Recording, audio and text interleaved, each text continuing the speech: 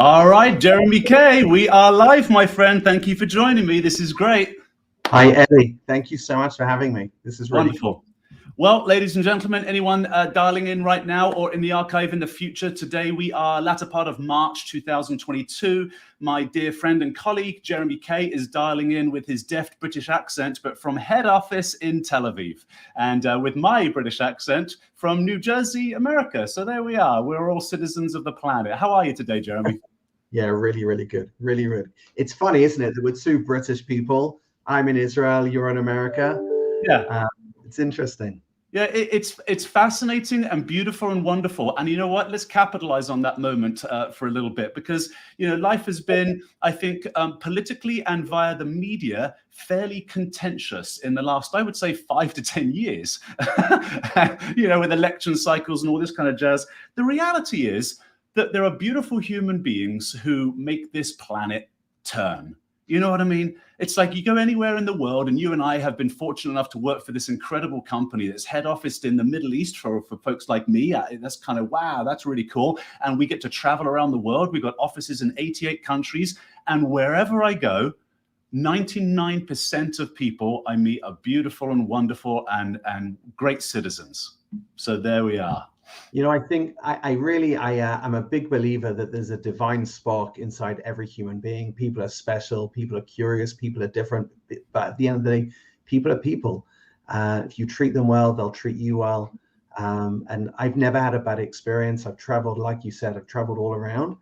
Some really interesting and exciting experiences. I've been in Checkpoint 10 years.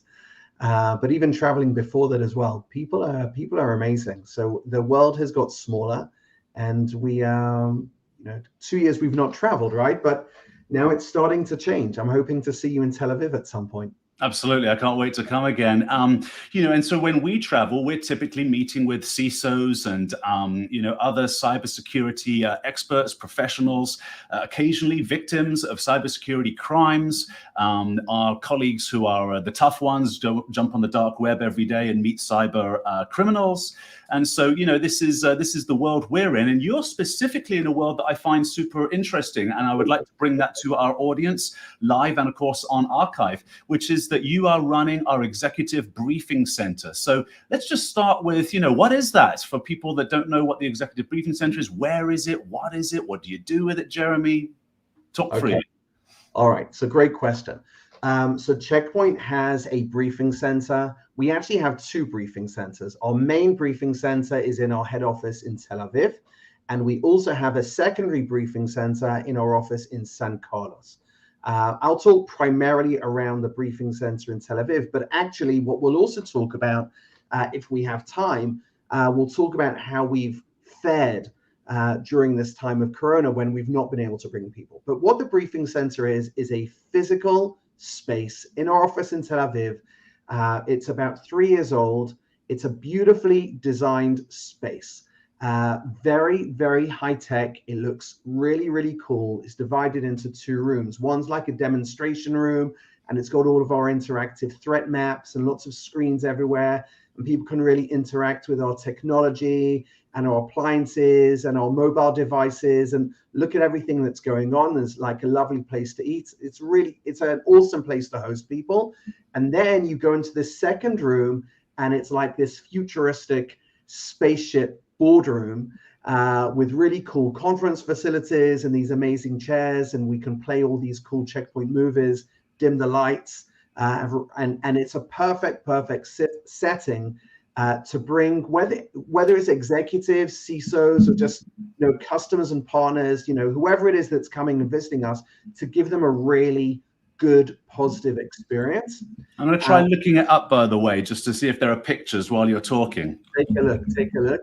And what we do in the briefing center, what we set out to do is we want to host our customers and partners from around the world. So I'll do a bit of shameless advertising. If there are customers or companies out there that want to be customers or partners or people that want to be partners with Checkpoint, and you want to come and spend anywhere from a couple of hours to 3-4 days in Tel Aviv, really just send us an email, ebc@checkpoint.com.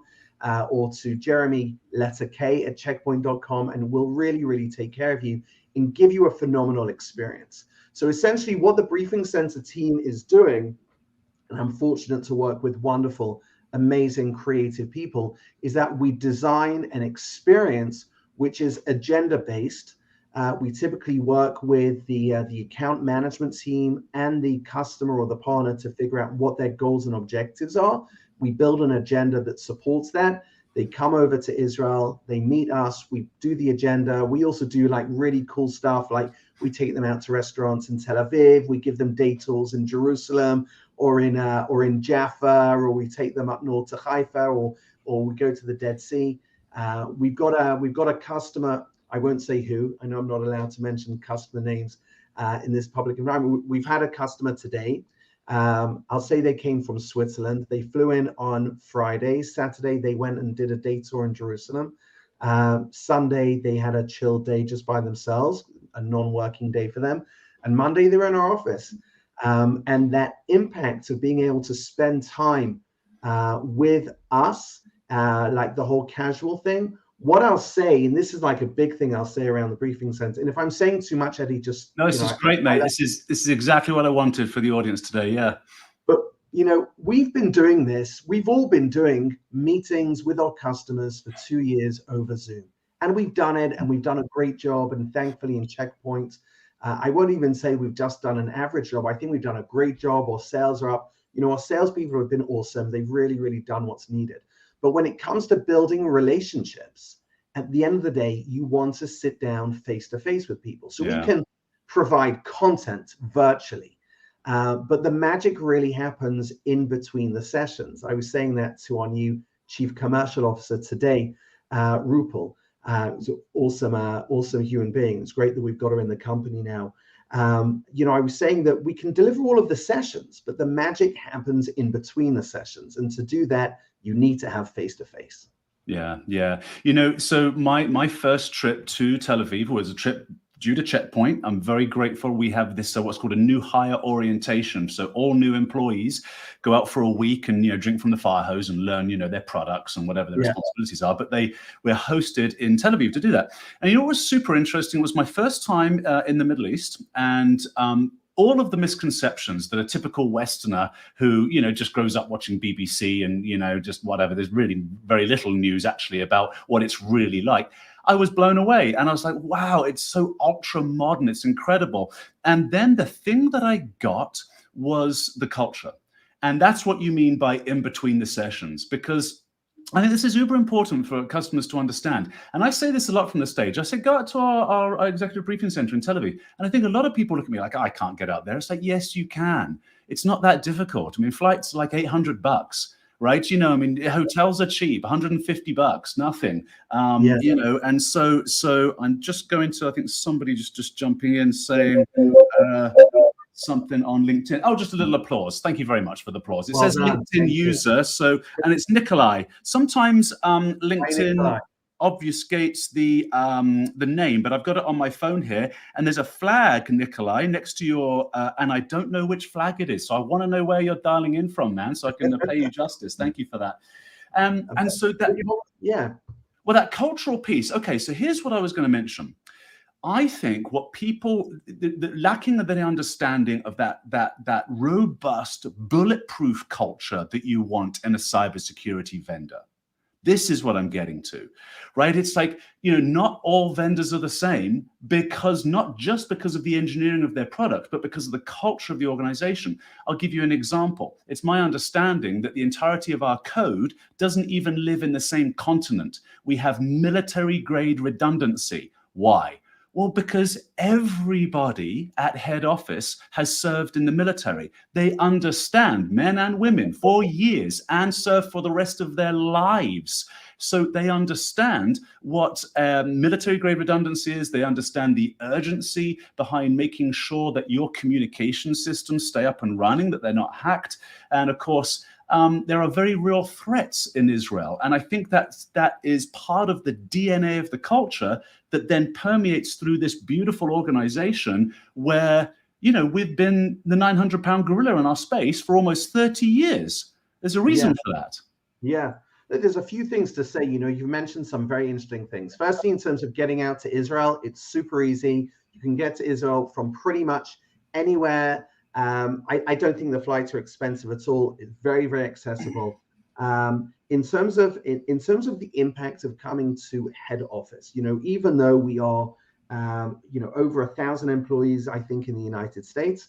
So, we certainly have a big presence there. But the idea of coming to let's call it the mothership, right? And you come to you suddenly realize this presence that Checkpoint has is enormous, right? It has a very, very visual impact. When your experience with Checkpoint may have been through your local sales office where there's 7-8 people, or maybe through a partner and there's a couple of people. That's your exposure with Checkpoint. Suddenly you come to Tel Aviv and you say, wow, this is a huge company with a 29-year history in cybersecurity. We've never veered from our path. So you're talking about that pedigree and that culture that we fostered here. And what you just said around where we host our data, and I don't have much to comment on that, but I would say, similar to our customers, we've undergone the same challenges that they've had. So pre-COVID, it was an ironclad rule that we would not let code leave our four walls, right? If you were sick, you simply could not work. Okay, code was done from our offices in Tel Aviv, and that was where the magic happened. Suddenly COVID happened, and within about, I don't know, Sharon Shusheim is better to tell you, I think 6 weeks or something, we managed to re-architect our entire technology network environment to allow people to work from home, and we've managed to do that in the most secure way possible. We're dealing with the stuff that our customers are dealing with, right? Digital transformation. That's amazing, right? And you're so sorry to interrupt you, buddy, but that is such a pertinent point, because to learn what we did, a company that for almost 30 years has said and led by the example of prevention, security first, because we have to be security first, business second. That's us, right? We realize that a lot of companies will have to go business first and battle security a very close second. That's not a cultural conversation I need to have right now. But from the company that does say security first, because we have to, and because, hey, our CEO is a security first guy, so we don't have that battle at our organization like, let's say, other large enterprise organizations have that aren't security companies. And coming to Tel Aviv to learn the lessons that we had to learn during that 6 weeks that Jeremy was talking about would be, I think, so invaluable for people, right? And that's when you can sit down with all these guys you just mentioned, right? Yeah, when our CIO or our CTO or our CISO is able to look you in the eye and say, I've had the same challenge you've had, this is how I've dealt with it, let's talk together. It's not the same as dealing with a 50-man company, right? We're over 6,000 employees, like you said, operating in 88 countries, huge revenues, that we need to protect, and huge product line that's coming out of our organization all the time, huge innovation that's coming out. We need to protect that. We're dealing with the same challenges. That's really, really amazing that we can, and often we do that in the briefing center. We do what we call peer-to-peer matching. So if you're a CISO, you can go and meet with, and I'm not knocking any of this, right? You can go and meet with some of our amazing people in America, and I know this is global, or anywhere, Singapore or France or UK, and we've got amazing people everywhere. We really, really do. But to be able to actually meet, if you're a CTO, to come and meet with our CTO, or you're the CEO and you want to meet with our CEO, our executives, this is something I'm so proud of, and it's not something I take credit for, it's just the culture in our organization. Our executives make themselves supremely available to meet with their customers, prospects, and partners. I've never, ever reached out to our executives and said, hey, either this customer's coming in or this customer wants to do a Zoom with you. It's always the number one priority, and everything gets pushed out of the way to meet with our customers and partners. That's like a phenomenal culture in our organization of executive desire and willingness to be at the front of the organization and meet our customers head on. Yeah, I love it, man. I absolutely love it. And a few moments ago, you also said that when people do come to the briefing center, and I've got it up here, by the way, ladies and gentlemen, that's a picture of it. I hope that's a picture of it. Certainly, it looks like a picture of it. I haven't been to it in 2 years. Okay. And you said that, customers come with the account team. So what Jeremy meant by that is your sales and security engineering team that's local to your geography. What they'll actually do, it's not, turn up willy-nilly and have a wholesome tour of Jerusalem, which you will have an awesome tour, but you'll turn up with a care package, as it were. So what the security engineering team and your account manager will do for you is they have to fill out a briefing that Jeremy then takes and maps out, okay, if your CTO's coming, we'll map these people out and we'll organize all these meetings. But then you come in for specific challenges. It could be, and this is the great example that Jeremy brought up, moving all of this architecture to the cloud. And it could be, you might want to talk about our Spectral acquisition, right? Because we're talking about that whole big shift left, making sure that security as a service gets embedded into code on the go, right? So we made an acquisition recently about that called Spectral. And you can go to our website, checkpoint.com, to read a little bit more about that. But at any rate, that's where you would get an expectation and a mapping and a strategy for why you would come. And then also, a 1 to 3 year plan on this is how we're going to put it all together for you.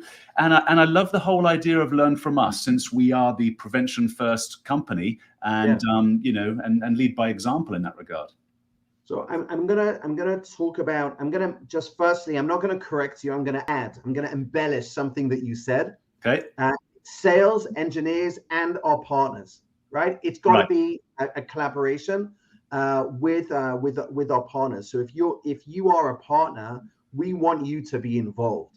Not just be involved, we want you to genuinely feel like this is a collaboration with Checkpoint to figure out what is the right cybersecurity strategy for the customer. We want to do it with the partner. We get frustrated when the partner doesn't want to come. Now, sometimes that's our bad, right? I've got to be honest, not our bad. Like sometimes in the field, it's not always at the forefront of their minds. We, as a philosophy in the briefing center, we will encourage the account team or the engineering team to think about, hey, where is the partner sitting in this? We want the partner to be involved in the design, in the objective setting.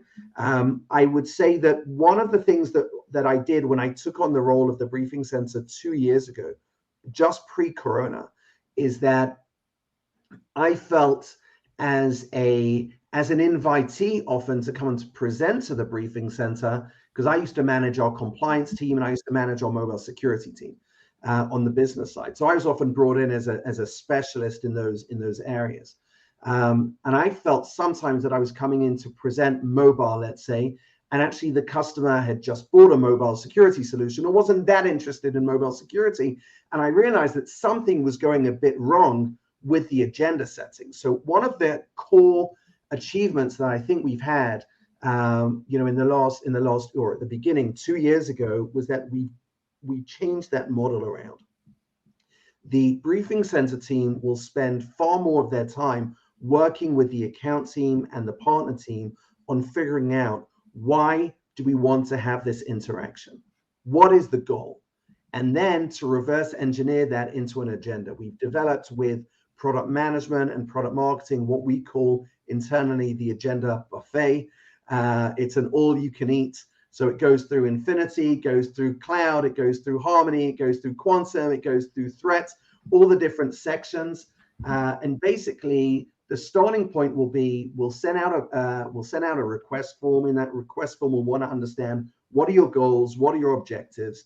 I'm all up for bringing a customer over for 3 days to Israel and having a great time, right? We all buy into that. It's going to be wonderful. But I'm also of the opinion that if we're going to be with you for 3 days, let's make it valuable. Let's make it count. And for that, we are often challenging the sales teams. We're often challenging them to think about these things, because sometimes there is this sort of thought that, well, we'll go on a bit of a jolly with our customer. And again, like I said, I'm not knocking that, because for relationship building, it's awesome. But I'm also of the opinion that, guys, you're going to have 3 days. When do you ever have 3 days with your customer? Let's think about, what is it that they're trying to achieve? Do you even know what they're trying to achieve? Well, let's build that into the agenda. Let's listen to them. I tell our teams all the time, it can't just be about us presenting to the customer.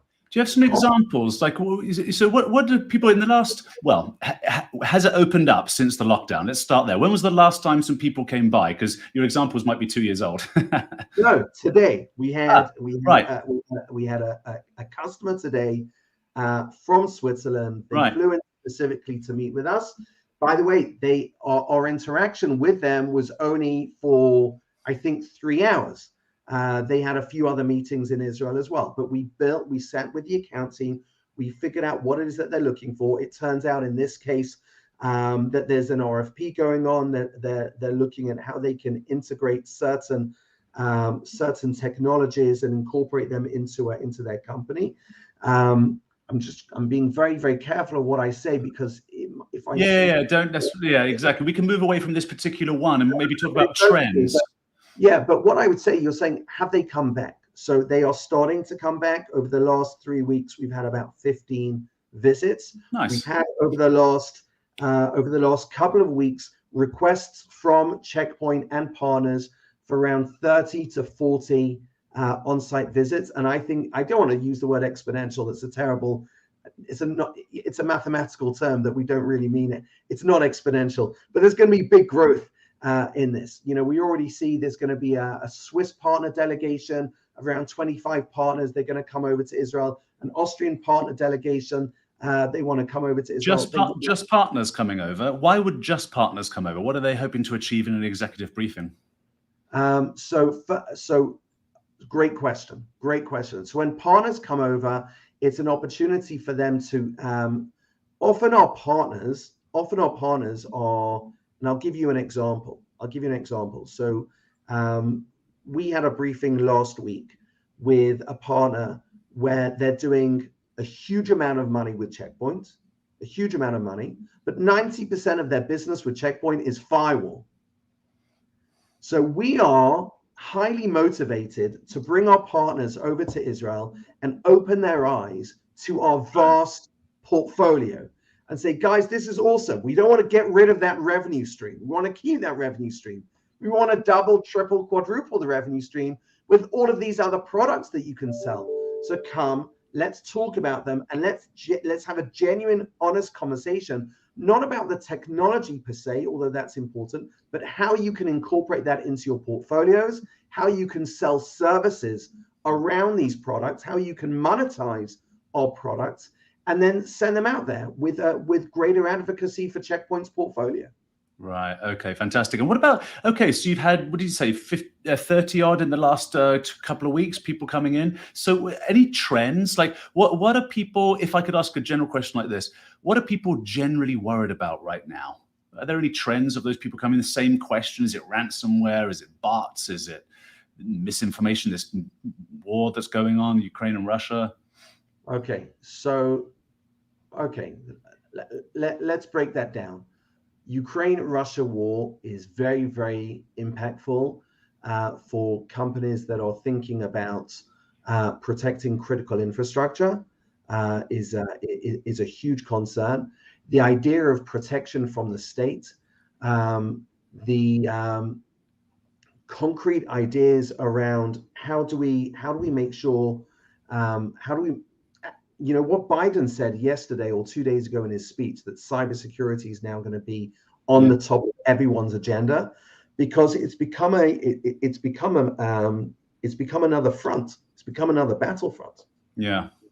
I mean, in the scenes from Ukraine are terrible, shocking, and horrific. And I might not be allowed to say this, but I'll say it because it says all opinions in the broadcast are our own and not a reflection. But I can say my heart is really with Ukrainian people right now. But the battlefront is not just the missiles and the rockets and the terrible destruction with the tanks and the soldiers, but it's being fought in cyber. So companies are very, very concerned about that. And so so people coming into the executive briefing center, they are asking questions about this. Talking about this, absolutely. Okay.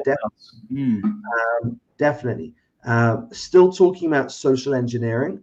Okay, and for those that aren't familiar with that, it's around how you bolt onto a phishing attack, very carefully crafted social engineering messages through social media and email, where people are sending out messages to you where you think they are legitimate and they're coming into you, and therefore you want to answer and respond to the email, or you click on the links that's being sent.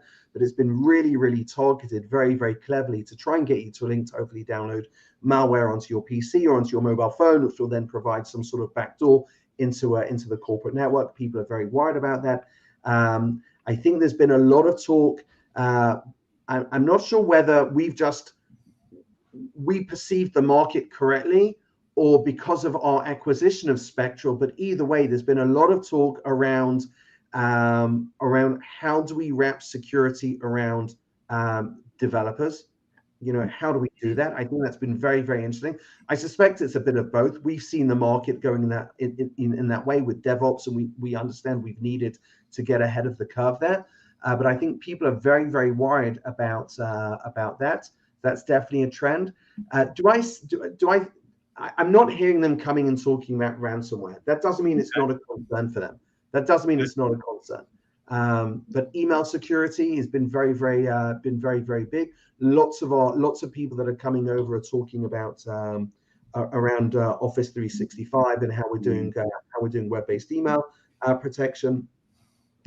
What would I say are other trends? We had a conversation. Today actually with this customer. As someone that had a vested interest in mobile security, trying to get our heads around why mobile security is not high up on the agenda. Every time we talk about I know, very vulnerable, and it's the same in the US. Yeah, it's interesting, right? Yeah, I'm a bit baffled about that one because I think if you ask people, okay, so let's just break that down a little bit. How much time do we have? Yeah, we can do another 5 or 10 minutes.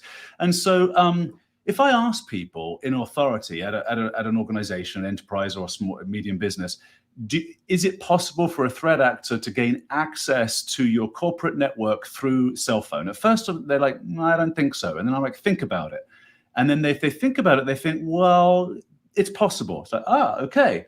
But is there energy to put budget aside and just even examine this, just do a proof of concept of some kind? Or no, there isn't. So I think it's not perceived as a credible threat. I think so. That's my first diagnosis. And then I suspect that people just have a finite budget and they decide, well, because I'll just put my eggs into this other basket over here. So I'm mystified. What about you? What do you think over there? And you probably got more European kind of input. I think that mobile phones, in particular Android devices, but also Apple devices, are still very, very vulnerable. I think a lot of attacks have happened as a result of malware being loaded on devices. Every time we do a POC for mobile security, we are finding things on corporate devices. But what we are not hearing, and maybe that's just the fuel, right, that ignites these buying trends. What we're not hearing are the big public exposures where this happened because of a mobile device, and I think that's the bit that's lacking. Right. So we can prove in our environments how an email, a link that can be clicked, can help bypass the secure container on the device and access. We can prove all of that, but the customer needs to believe that it's credible, and I think it's too theoretical for them. That you made a really interesting point, mate, because I think that the news headline is this: ransomware attack on Colonial Pipelines. What you don't hear is how it happened. Now, I'm not claiming this one was through mobile, but what's interesting is if the original attack or the original entry point of the attack came through somebody's mobile phone and then was either obfuscated on purpose or just the threat actors moved east-west and ended up on a server somewhere and finally got credentials, I don't know that message is actually being passed down to the media. So it could be that mobile phones are in fact responsible for a lot of the high-profile ransomware attacks you see in the news today. That could be true. We can't eliminate it, right? So that's also I realize in my head I'm like, what am I talking about? I've not mentioned cloud. Cloud's like number one. Okay. Cloud's like number one. Have I not said cloud? Yeah. We did a planning session with for a Nordic bank today with the sales rep, and cloud is a big part of the agenda. They want to talk about they've got a cloud on AWS. They're talking about private cloud. They're talking about public cloud. They're talking about securing this stuff. And this was financial services, right? We're seeing some comments there around from Bhupinder Singh around mobile devices. I'll take a look at I'll that. bring that on screen after you finish your cloud comment, Jeremy. Yeah. Absolutely. Hey, Bhupinder, good to see you, man. So it's a huge priority. Everyone is shifting their infrastructure to the cloud. They know they need to secure it. Checkpoint's got phenomenal solutions to secure all aspects of the cloud security, posture management, AppSec, really, really brilliant stuff. Cloud is top of the agenda. Right.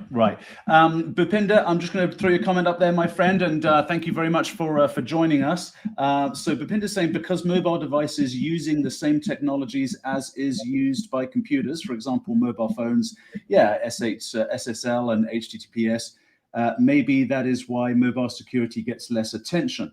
The only difficult part is managing bring your own device. Does Checkpoint have a managed device solution? We certainly do, my friend. And by the way, for anybody else listening in the future, I was kind of wondering, we weren't getting many comments, and I did a couple of different clicks today on LinkedIn because I'm still experimenting. This is a kind of a new thing for us at Checkpoint, and so I'm really pleased that somebody else did dial in there, Bhupinder, because I wasn't sure if this was actually being streamed effectively.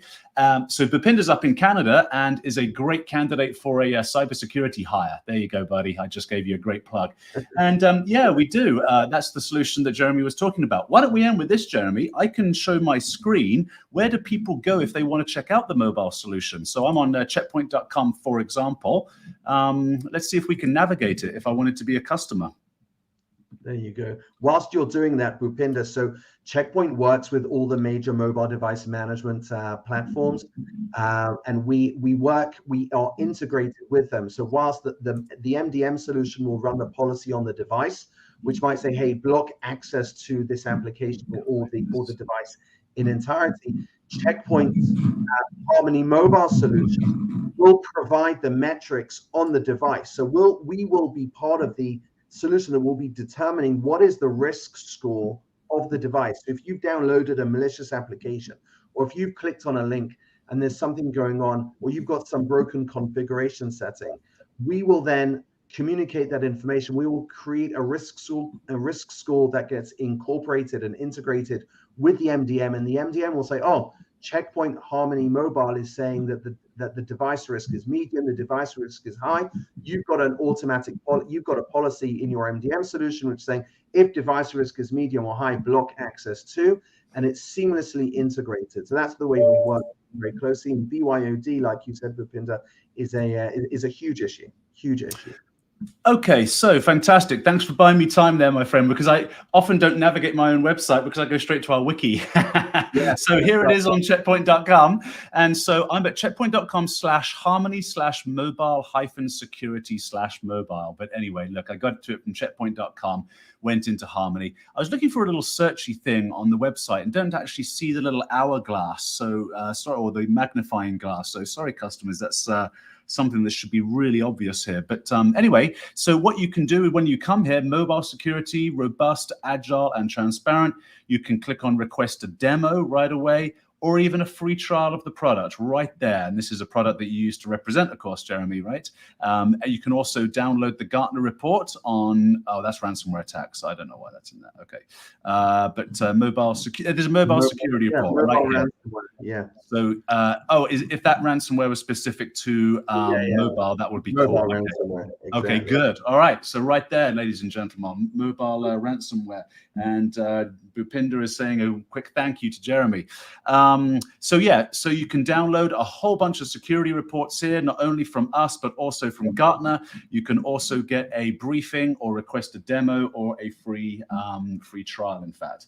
Jeremy, I think that was great, man. So let's see. Where can we find you on LinkedIn? So it's just Jeremy Kaye, Kaye on LinkedIn, Tel Aviv, and people will find you if they have any questions. So my email address is jeremy@checkpoint.com. My LinkedIn, I don't know what my LinkedIn is. I mean, I should know what my LinkedIn is, right? And there was an EBC at checkpoint.com too, right? EBC. Yeah, EBC. How do you find your own profile link? That's a great. I will find it, my friend. We'll go there. I'll go there right now, and I'll show you. LinkedIn, just Jeremy Kaye. It's Jeremy Kaye, all one word. Can you put comments in this? How do I Certainly, yeah, you can, but you need to find the actual post. But what I'll do is I will put just it in the private chat, and then you can add it in. There you go. Here, I'll share my screen real quick. People can see Jeremy. There you are. So if you have any questions for this wonderful colleague of mine, there you can find Jeremy Kaye, our head of Executive Briefing Center at our head office. Ladies and gentlemen, thank you for dialing in. Jeremy, stay right there, my friend, and we'll end the broadcast and you and I can chat. I can thank you. Aside from that, thanks everyone. Be well. Have a great day. Be well. Stay safe online.